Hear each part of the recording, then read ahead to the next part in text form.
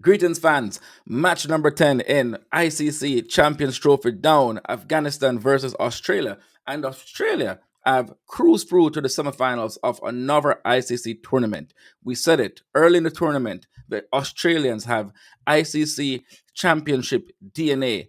This one ended in a washout against Afghanistan. Today, again, as always, my co host, Samir Malik, here to discuss the rained out match between Australia and Afghanistan and permutations going forward for both teams and also South Africa. Malik, what's going on, man?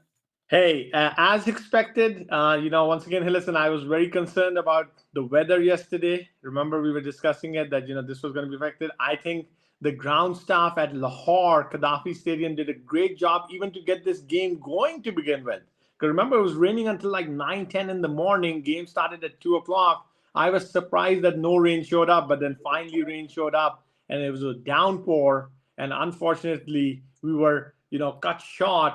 I was actually looking forward to another Travis Head 100. And, well, while I was watching this game, I'm now starting to think about the greats of Australian cricket and where they rank. And I've been talking about Warner and Head and Gilchrist. And I'm going to be honest, I think Head is ahead of Warner now. That's blasphemy. Blasphemy. I had to say that. I had to say that. Absolute. Listen, Travis Head is an exciting player, Samir, but let's not get it. Let's not get ahead of ourselves here. He took Afghanistan out of this game in the first 10 overs. That is how exciting of a player he is. Remember, he carried Australia to the World Cup final victory against India in 2023. And I have a feeling right now, looking at the performance that Australia had today, obviously there's concerns with Australia because they've only really won one match and they've had 2 abandoned games. But the way, the Australian batting looks, and I'm a little concerned for Short. Is Short going to be ready for the semifinals, right? Because he was in pain, but he batted brilliantly even in pain. And I think Travis Head looks in amazing form. And you know what happens, Travis Head, once he gets to the semifinals and the finals. So trouble out for the rest of the teams as Australia is starting to shape up very well. Certainly. On the other side, Afghanistan, I really feel bad for them. But hey, listen, this is self-inflicted today. They had their chances. And even against in the field, they dropped like 2 or 3 easy catches. It was unbelievable to watch that. Yeah, certainly. Afghanistan, as you said, they had their chances, but it was not meant to be. You have to take your chances. Travis Head, a big match player, he's come up good in ICC finals and knockout scenarios. Not good, man. Not good. Great. He's come up great, fantastic. Yes. Had a brilliant 100 in the last finals. But for in terms of overall grades and as far as body of work over a long period, he doesn't compare to David Warner. Now, at the start of this game, I disagree, man. I disagree. All right. Afghanistan batted first, which is essential playing to their strength, and they made 273. Afghanistan had a bad start some year, losing once again, early. Australian DNA, right? Spencer Johnson doing the Mitchell Starc stuff, right? That's what he did. That was a Mitchell Starc move that he made on Gurbaz early in the innings, right? Bowled him in the first over. Yeah. So I think Australia just has that ability where, these guys step up. And remember in the preview yesterday, I said, hey, listen, Spencer Johnson is not a kid. He's not a 20-year-old newbie coming in. He's a 30-year-old bowler who has a lot of experience. And that's what I'm saying. Even though Australia's lost all their great bowlers, they still have 3 replacements, which are actually pretty decent bowlers. Yeah. So... But a good recovery by the Afghanistan team. They got to 70 runs before they lost their next wicket. And that was the big wicket. Zadran. I think that changed the game. The trajectory was that they're going to go to 300 plus, and it was a 300 plus wicket. But then as soon as Zadran got out, I think they just basically at that point just basically faltered. And Atal played well, but played a tad slow. And then at the end, Omar Zai took them to 273. But to be honest, Australians gave up a lot more today. They should have not even given up 273. I think they would have restricted them to 220, 230, but then Omarzai just played a really good hand at the end. Yeah, yeah. You don't want to underestimate the performance of Umar Samir, who is an Yeah, ICC ODI Player of the Year. He was yes, absolutely fantastic. Played some yeah. brilliant shots, not just on the offside, on the onside, but on the But offside as well. in the middle of the innings, they didn't really attack the Australian spinners.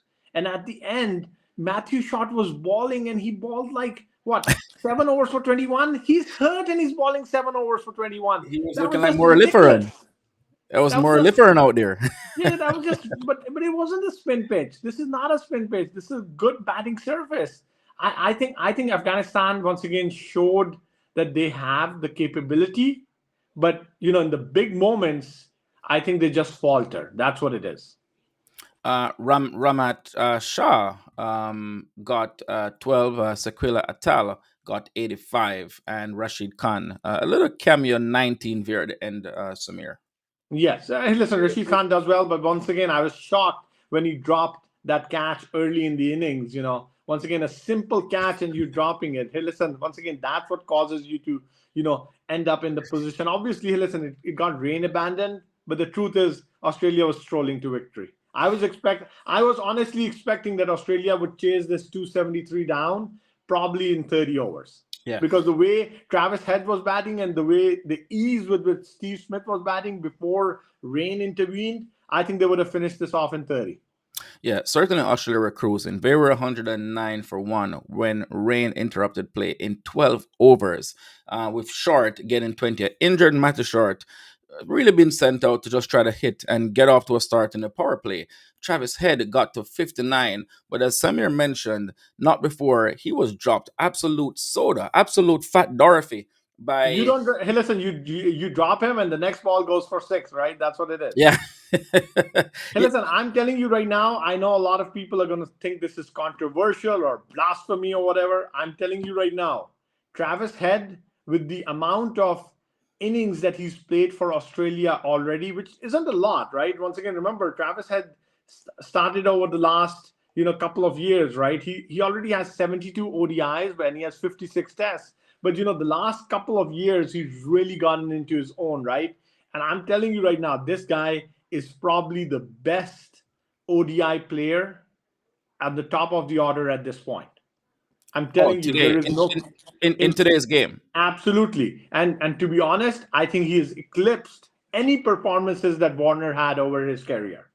The only one that I think is he's behind right now is Gilchrist from an opening standpoint in an ODI game. I think this guy, what he's done, especially what he did in the World Cup final, right, against India in Indian conditions, and now what he's doing on a daily basis and the way he bats. Remember, the aggressiveness that this guy shows, nobody else is showing this aggressiveness. Well, Samir, I don't doubt that Warner might be the hottest opener on the circuit right now. I believe you're right. I believe his peak or the peak that is showing right now is probably above anything that anyone else has done for the last 2 years. I, Just I'm his I'm peak, telling you right now, just his based peak. off where we are, He's certainly remember, but not ahead remember of. in the Gavaskar border series, right? This guy dominated. That's what it is against an Indian attack which was on fire. He was the reason why Australia was able to get that differential. And now you're seeing that again and again in the ODIs and the T20s, where he's the differential on the team at this point. Yeah. Um, Not a washout Samir in today's game. Hey, Obviously, listen, Afghanistan. this is in the books. It's a washout, but it was a walkover, to be Yeah, honest. yeah. So I think it's a tough decision, tough result here for Afghanistan. Good result for Australia. They cruise through. Yeah, they For cruised through, but remember, Afghanistan, Australia will, feel that this was an easy victory for them because the reason is if South Africa beats England, South Africa is the number one seed in their group, right? And mhm, what that means is that it ends up being that Australia is the number two seed. They have to play the best team from the other group, right? So once again, even though Australia is going to be happy that they, went to the semifinals, I think Australia was thinking, hey, listen, we're going to be in the number one seed going forward. put it this way, Samir. Even if this game was played out, I don't think Afghanistan had a chance. So, No, no, uh, no. uh, This game was over. This game, Yeah, hey, listen, the rains intervened. Australia, I told you, I think Australia would have won this game in 30 overs the way they were batting. yeah.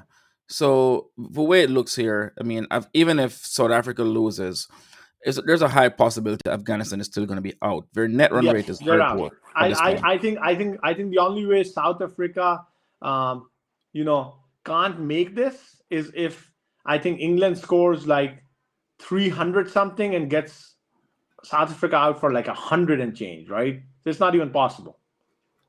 Not with South African batting. So for all practical purposes, we're saying South Africa is through. It's just a question of seeding. Is South Africa going to be the second team in this group or the first team in this group?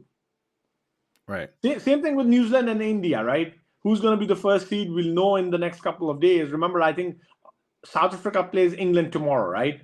So pretty much it's going to be even on this group, and then India, New Zealand play, on Sunday, and then from there we just move forward. And I think it's going to be a great couple of days again. I hope that the weather doesn't intervene. I don't think it will for tomorrow's game. We want a full game. We want to see how South Africa plays against England. Remember, breaking news while the rainout happened that Jos Buttler has decided to basically walk away, right? Hmm. So the question now is, who's going to be the next captain, and is this his like final game, right? Is he even going to play this game tomorrow? Is the question. Yes, Jos Butler is certainly going to play this game tomorrow. He said that today, and also his career will continue. Butler really No, no, wants to, I think he'll continue, but I was saying as captain. Is this his? as yes, he's going to be Once again, captain I tomorrow. personally think that I think he should sit this game out and let the bench play because England has nothing to gain from this match, right? And I Right. think you want to still see what's available on the bench in an ICC event, right? So I'm pretty sure that he's going to play, but I was thinking, hey, listen, he should probably sit out this game, get the next captain going. The rumors are that Harry Brook is going to be the next captain. Based Mhm. on current form, I don't think that he should be. But then also, who's the next captain? Joe Root doesn't want to captain this side anymore. Remember, he wants to just play as a batsman. So who's going to be that next captain that comes through, right? I think Harry Brooks is there, Liam Livingston is there, and a couple of other players could be in the mix. Yeah, Butler really alluded to wanting to enjoy his cricket a lot more, Samir. I think he was tired of the job, and he's Yeah, hey, been listen, tired of it's it it's for a quite it's a a tough while. job, and any captain in the ICC international arena. Remember, this Hmm. is not IPL. This is not captaining an IPL team. Who cares? This is captaining your country, right? Which matters a lot more. So you've seen Joe Root, you know, regain his His love, form yeah, and and his the love for the love game. of batting after he gave up the captaincy. Josh Butler might do the same thing, right? He might play freer without the responsibilities. So that's why it's a very, very tough job. And that's why I'm a little bit concerned when I heard the rumors this morning as soon as this news broke, which remember you mentioned that Josh Butler was thinking about this. So you were right on the money, right? So Yeah. I think Harry Brooks at 26 years old, I don't know. He might be the most exciting player, but are you going to put him in the same situation that you put Joe Root in, or you put Babar Azam in, or you put Josh Butler in, where significant talent starts to deteriorate when you're a captain of a team like England? Remember, England's a very, very important team for this world, right? For the world of cricket, England is a very important team. And so media is always all over you. What about someone like Ben Duckett? Once again, listen, he's there. I think he's a very, very good player, but to be honest, right now, don't see a real replacement for Josh Butler. To be honest, I thought I did, but hey, listen, I don't think that Harry Brooks. You want to spoil his trajectory on the upside. If he Mhm. was like 32 and he'd already had a few years more under his belt, then I think it makes sense, but not at this moment. I think they're going to make a huge mistake by putting Harry Brooks as captain. Butler might well be the right person to continue as captain in our eyes, Samir, in terms of leadership and what he can do for the team. But obviously, he's not happy. He's not enjoying his cricket, and Yeah, but you a also have to personal remember, hey, listen, Mark Wood, Jofra Archer, all these guys have been with the team for a while, and they just haven't performed from the bowling standpoint, right? right. So once again, he must be feeling the pressure that, hey, listen, there's not going to be any more replacements that we're going to bring in, right? To be honest, this team picks itself right now. And even though they've underperformed, I don't see any changes that are going to be made to this team. It's a personal decision more than anything else, Samir. And sometimes you just have to be selfish as a player. Sometimes you have to take care of your own sort of well being. And I think Jos Buttler is very unhappy in this role. And that's why he's giving Yeah. it up. Hey, listen, that and I agree with you 100%. I've given you all the credit, saying, hey, listen, you were right on the money when you said I think Butler's gone. Right, that's what you Mm, thought as captain. yeah. But at the same time, is this team going to change? Right. The question is, are they going to bring somebody in instead of the players that they currently have? Like Saqib Mahmood, I'm pretty sure he should get a game tomorrow, right? Mark Wood is probably sitting that game. Saqib Mahmood comes in, who should have been playing anyway. I don't think that, they should have, sat him on the bench. Gus Atkinson, another young, exciting cricketer for us, England. Once again, he was sitting on the bench. Why didn't they play him, right? Same thing with, Jacob Bethel. He's there. He's sitting on the bench. So I think a lot of these players are there, but none of these players are captaincy material, right? So the question is going to be, to be honest, I would recommend England to go with Liam Livingston. He's 32 years old. You know, I think he bats down the order and he balls pretty much every game, but he's not a full time baller. So that would be one guy that probably could use the captaincy properly.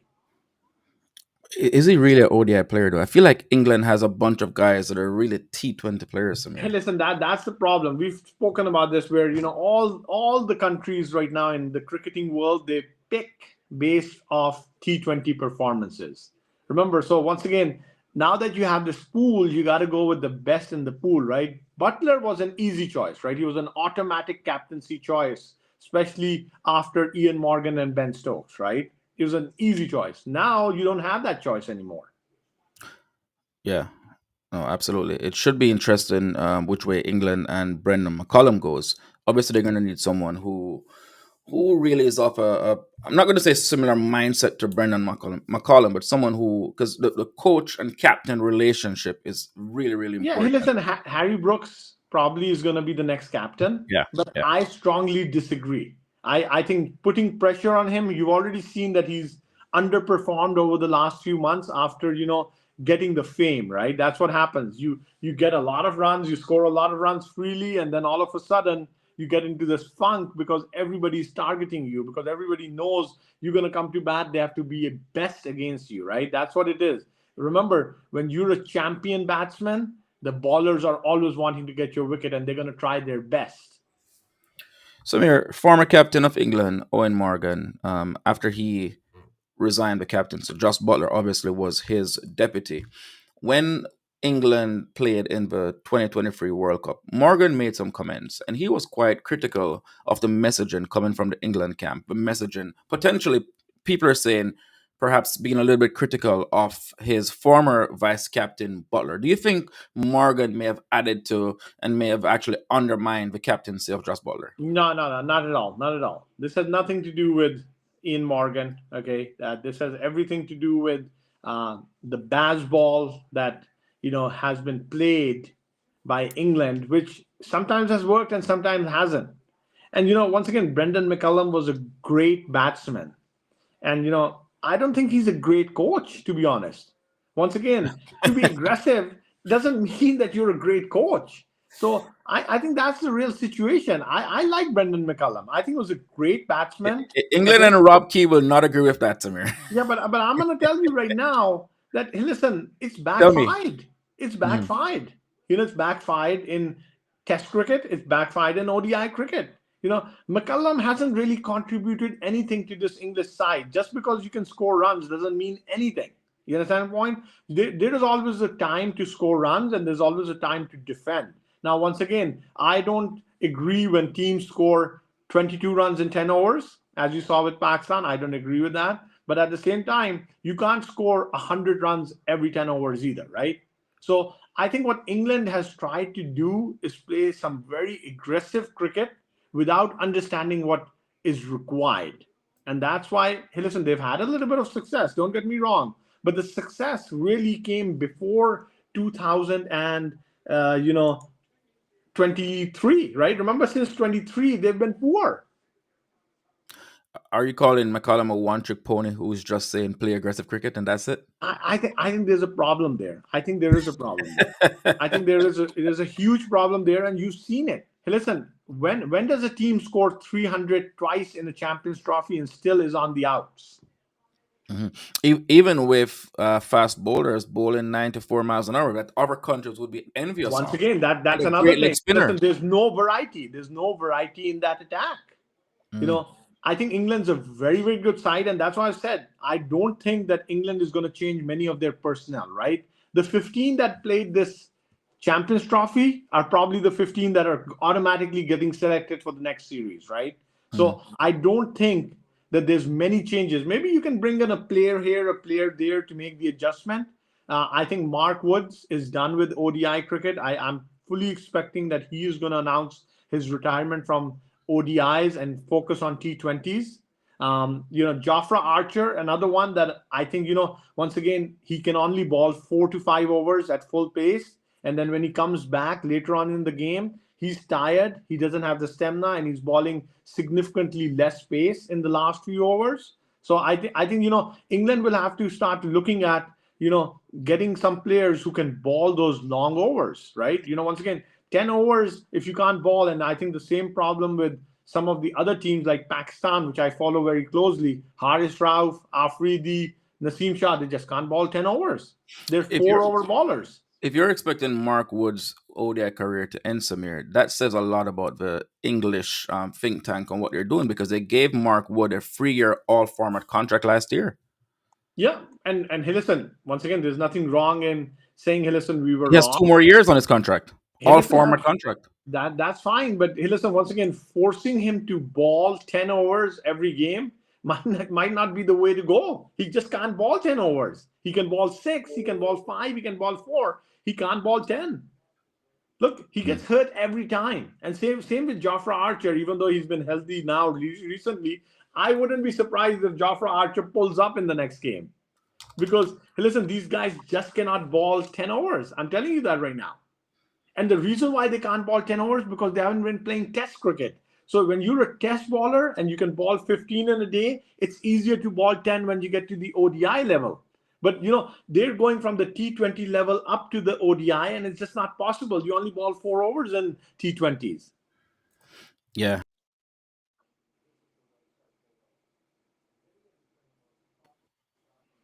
Yeah, so I think what we're gonna see here is I do believe that England will have to make a strategic change on the bowling side of the equation.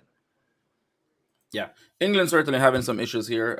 They will have a new captain. Jos Buttler will play and will be the captain tomorrow in that game. That's of really no consequence of the English team, but for South Africa, it's still a very important game. If they win the Absolutely. game, they win the they top the group, and if they lose, they will likely if they don't they have to lose terribly, Yeah. which they have a But once plus again, two same thing net with run South rate at this Africa. point. Same thing with South Africa. What I would recommend South Africa to do tomorrow, like remember Klassen, we know that he's carrying an elbow injury. I would sit Klassen tomorrow. This game, they will qualify just if the game is close, right? They don't need to necessarily win this game. And at the same time, I would give an outing to Stubbs. Remember Ryan Rickleton can keep. He's been in great form. So I would recommend that they would sit Klassen and wait for the semifinals. All right. As we mentioned a couple of days ago, Group A done, dusted, decided. In a couple of days' time, there will be another sort of dead rubber game between India and New Zealand, although it will have some importance as far as Seeding preparation and and seeding. and seeding. Uh, for Group B, the group of death, it is still wide open. It comes down to the last game tomorrow. Hey, listen, I disagree that it's wide open. I think Afghanistan's chances are done. But at the same time, hey, Slightly listen, open. yeah, the only thing that's open is a statistical window, right? And it's all about England playing for pride and how much pride are they going to play for? Are they going to play for so much pride that they want to knock South Africa out, right? That's what it is. Hmm. Well, we will see. They have already lost their captain, so let's see if England can reestablish themselves tomorrow. And as Samir said, play for pride. Let's see. All right, Samir, final words. Hey, listen, still very exciting cricket to happen in this Champions Trophy. We have a game tomorrow, which obviously I expect South Africa to qualify for the semifinals. But then after that, we're going to start seeing the real business end of cricket, right? Semifinals, finals. So we still got an exciting 9 or 10 days ahead of us. Exciting tournament. Almost every game, a real humdinger. Almost every game, very important in this tournament. You've been watching All Our Cricket and a massive hit cricket show. And we and our continued coverage of the ICC Champions Trophy show. Bye for now. Bye bye.